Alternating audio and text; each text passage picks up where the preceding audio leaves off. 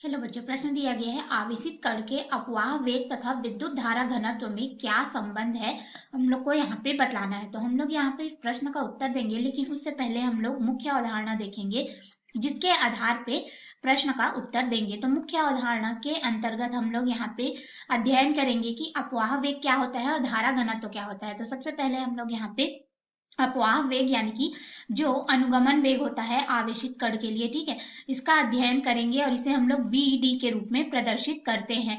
तो देखिए, ये जो अनुगमन वेग या अपवाह वेग होता है ये क्या होता है। तो इसके लिए हम लोग इस चित्र में आते हैं। इस चित्र में आप देख सकते हैं कि हमारे पास एक चालक है। चालक में क्या होता है कि अत्यधिक संख्या में मुक्त इलेक्ट्रॉन होते हैं।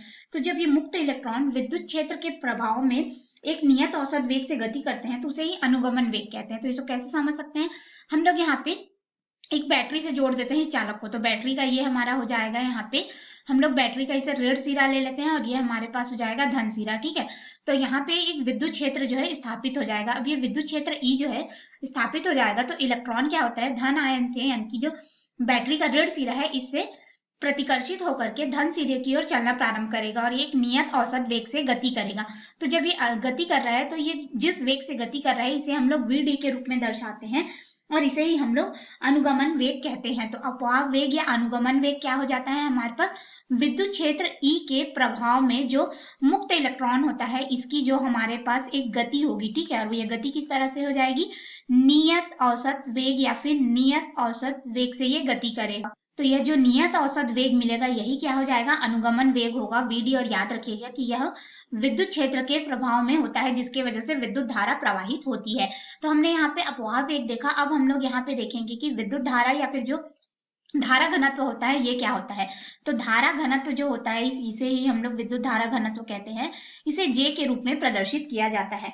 तो जो धारा घनत्व होता है ये हमारे पास किसी भी चालक के जो अनुप्रस्थ काट के किसी बिंदु के चारों ओर, इसको भी हम लोग इस तरह से चित्र में देखेंगे। तो देखिए ये क्या हो जाएगा, हमारे पास एक अनुप्रस्थ काट का क्षेत्रफल ले लिया, ठीक है।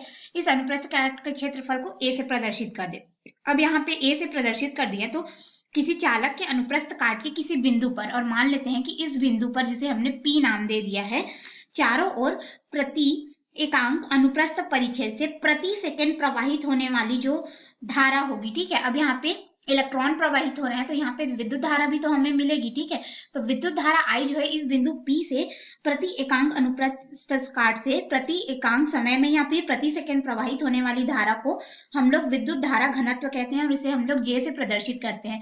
तो ये जो विद्युत धारा घनत्व होता है जे, ये हमारे पास जैसा हमने अभी परिभाषा देखा या समझा चित्र में उसके अनुसार देखे तो ये धारा बटे प्रति एकांक क्षेत्रफल यानी कि जो अनुप्रस्थ काट का क्षेत्रफल लिए हैं ए, इसके अनुपात के बराबर हमें प्राप्त होता है। तो इसे हम लोग समीकरण 1 नाम दे देते हैं।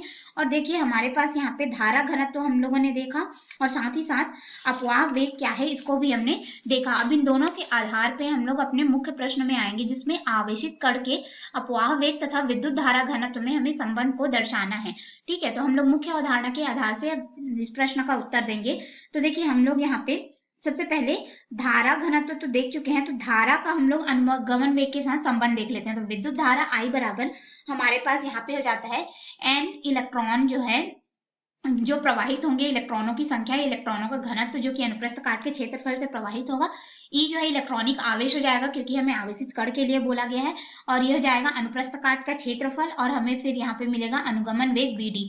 इसे समीकरण 2 नाम दे देते हैं। अब हम लोग क्या करेंगे, ये जो समीकरण 1 और 2 है इन दोनों की यहाँ पे तुलना कर देते हैं। तुलना कैसे करेंगे, तो ये जो धारा का मान है इसे हम लोग समीकरण 1 में रख देंगे। तो हमारे पास यहाँ पे धारा घनत्व जे बराबर कितना हो जाएगा, अगर देखें तो यह हो जाएगा एन गुणित ई गुणित ए गुणित यहाँ पे हो जाएगा वी डी, फिर बटे में हो जाएगा क्षेत्रफल ए।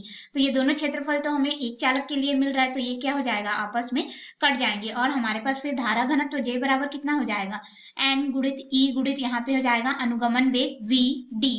तो इस तरह से अगर हम लोग देखें तो धारा घनत्व जो है जे और अनुगमन वेग वी डी एक दूसरे से क्या हो जाएंगे, समानुपाती होंगे। तो ये हो गया हमारा समीकरण 3।